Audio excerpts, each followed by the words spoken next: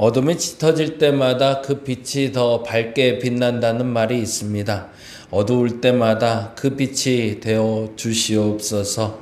어렵다고 말할 때, 힘들다고 말할 때 나의 힘듦과 나의 어려움보다 주님의 빛이 더 강렬하기를 원하오니 하나님 내게 힘이 되어 주시고 빛이 되어 주시고 위로가 되어 주시옵소서. 우리 안에 일어나는 모든 일에 대해서도 내가 거룩을 지켜나갈 수 있는 사람 되게 하여 주시고, 무엇이 거룩일까? 그 거룩에 대한 질문과 답을 찾아가는 우리 되게 하여 주시옵소서. 한나라의 은혜에 감사드리며 고마우신 예수님 이름으로 기도드립니다. 아멘, 아멘. 오늘은 레위기 20장에서 22장 보는 날이고요. 레위기 20장 7절에서 8절 같이 봅니다.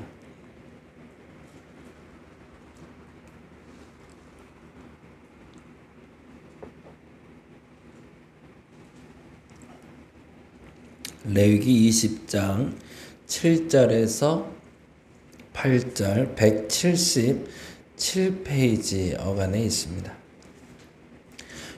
구약성경 177페이지 어간에 있고요.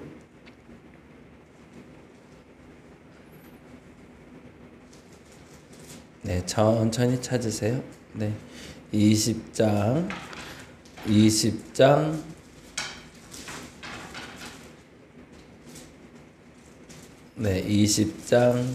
7절에서 8절입니다. 20장 7절에서 8절 같이 읽겠습니다. 너희는 스스로 깨끗하게 하여 거룩할지어다. 나는 너희의 하나님 여호와이니라. 너희는 내 규례를 지켜 행하라. 나는 너희를 거룩하게 하는 여호와이니라. 아멘. 레위기 20장부터 22장까지는 그 거룩에 대한 이야기를 다시 한번 반복하고 있는데요. 20장은 18장 이야기를 좀 반복하면서 죄에 대한 이야기하고 있어요. 근데 그 죄 중에 죽음에 이르는 죄, 죽여야 되는 죄가 있다고 그러네요. 그런데 9절에 보니 이런 구절이 있습니다. 몇 가지를 좀 살펴볼 건데, 첫 번째, 반드시 죽여야 되는 죄가 있대요.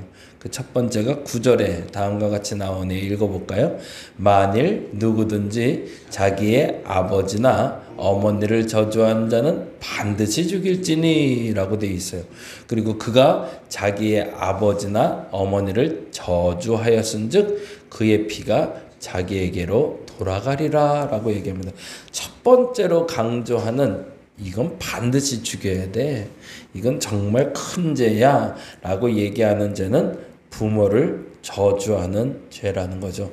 이게 굉장히 특별한데요. 이스라엘이 하나님과 언약을 맺는 특별한 국가이기 때문도 그렇지만 사실은 부모의 존재가 자녀에게는 다음과 같은 존재이기 때문에 그렇습니다. 제가 하나 읽어드릴게요. 출애굽기에 보면 이런 말씀이 있어요. 출애굽기 12장 26절에 보면 제가 찾아서 읽어드릴게요. 한번 들어보세요. 출애굽기 12장 26절에 보면 이런 말씀이 있습니다. 이후에 너희의 자녀가 묻기를 이 예식에 무슨 뜻이냐 하거든 이라고 얘기하면 유월절을 설명하는 단어가 나옵니다. 말 그대로 부모는 자녀들에게 복음을 그리고 예수를 그리고 여호와를 설명해야 될 대상인데 그들이 없어지게 하는 것은 가장 큰 죄를 짓는 것이다 라고 얘기하는 거죠. 그리고 또 하나, 부모의 권위를 무시하는 것 자체가 하나님의 권위를 무시하는 것과 동일하게 여겨졌던 겁니다. 그만큼 부모에게 대한 효도가 강조됐던 거죠. 그리고 두 번째 죽일 죄에 대해서 얘기하는 게 10절에서 20절이 되는데요. 근친상간에 대한 얘기가 쭉 나오고 있어요. 고모와 이모와 아내와 딸과 근친상간 하지 마라. 그리고 동성애 하지 마라. 수간하지 말라. 그것은 죽음으로 다스려야 된다라는 이야기를 하고 있습니다. 부모의 저주에 대해서 반드시 죽여야 되는 건 하나님과의 관계 속에 나타난 거룩의 율법이라면 근친상간과 동성애와 수간은 당시의 가나안의 익숙한 풍습이기 때문에 그렇습니다. 이건 성경적인 세계관하고 완전히 배치되는 거로 공통된 세계관을 공유하고 있는데 그건 뭐냐면 경계를 가지라는 선을 가지라는 얘기입니다. 부모에게 지켜야 될 선이 있고 자녀로서 지켜야 될 선이 있고 가족 간에도 지켜야 될 선이 있다는 거죠. 그래서 이 선을 우연히 만들어진 게 아니라 가족이라는 선과 남자, 여자라는 선, 그리고 사람과 짐승이라는 선은 하나님이 정하신 거기 때문에 그것은 반드시 지켜야 된다. 왜? 그게 창조 질서의 위배가 되기 때문이라는 거죠. 그리고 21장과 22장은 제사장에 대한 이야기를 좀 하고 있어요. 근데 특별히 제사장에게는 훨씬 더 엄격한 규칙을 적용하고 있습니다. 이스라엘 모든 민족 가운데서 구별돼서 이스라엘로 조금 더 거룩하게 살아야 된다고 얘기하는 것처럼 이스라엘 중에서도 제사장과 대제사장은 더 구별된 자로 살아가야 된다고 얘기해요. 근데 특별히 조금 독특한 게 21장 7절에 보면 이런 말이 나오는데 이 말은 아직도 정확하게 어떤 의도를 가지고 한 얘기인지 정확히는 알 수 없지만 분명한 건 아마도 당대의 풍습 중에 하나였던 것 같아요. 21장에 보니 이런 단어가 나오고 있거든요.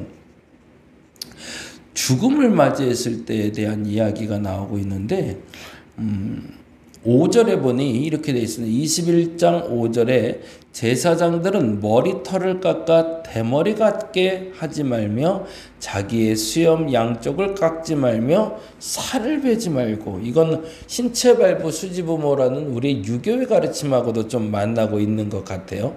그래서 머리털을 함부로 깎거나 아니면 수염의 양쪽을 함부로 깎거나 살을 베는 것은 불결하다, 거룩하지 않다라고 얘기해요. 근데 당시에 장례 풍습이 그랬다고 그러네요. 당시에 장례 풍습이 누군가가 장례가 나면 머리털을 깨끗이 깎고 그리고 수염을 밀고 그리고 살을 베면서 그 고통에 참여하게끔 했다고 합니다. 근데 그조차도 제사장은 하지 말아야 된다고 얘기하죠.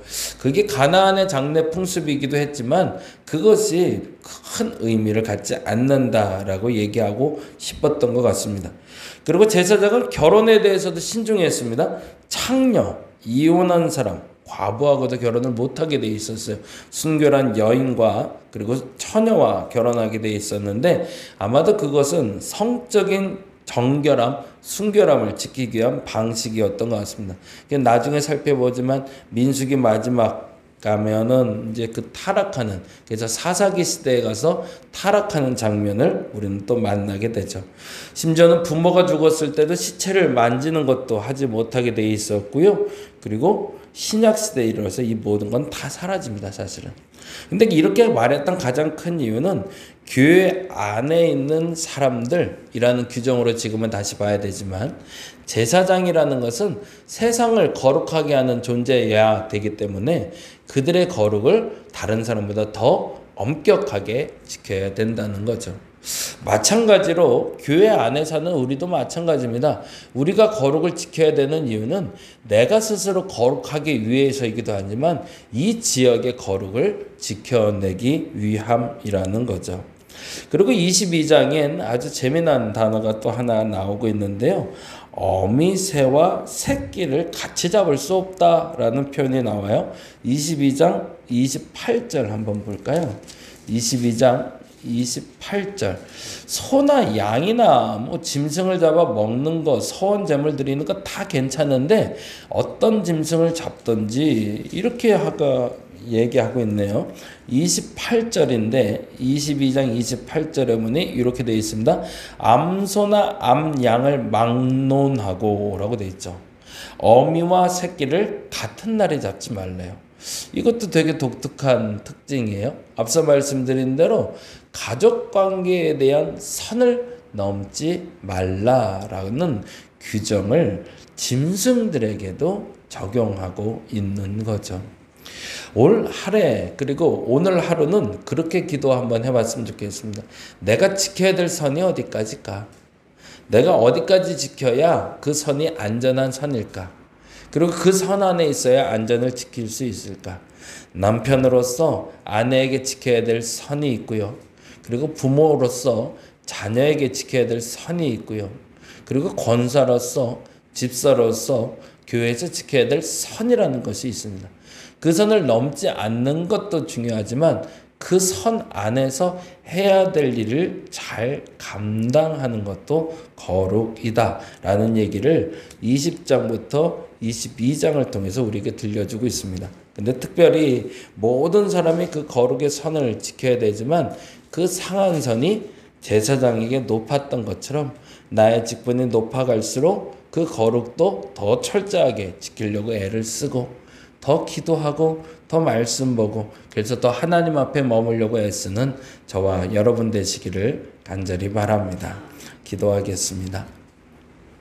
하나님이 내가 거룩하니 너희도 거룩하라 라고 이야기하실 때 그 이유는 거룩이 곧 하나님의 모습이기 때문이기도 하지만 그 거룩이 나를 지킬 것이며 그 거룩이 세상을 이롭게 하는 것을 믿기 때문입니다. 하나님, 내가 거룩하게 하여 주시옵소서.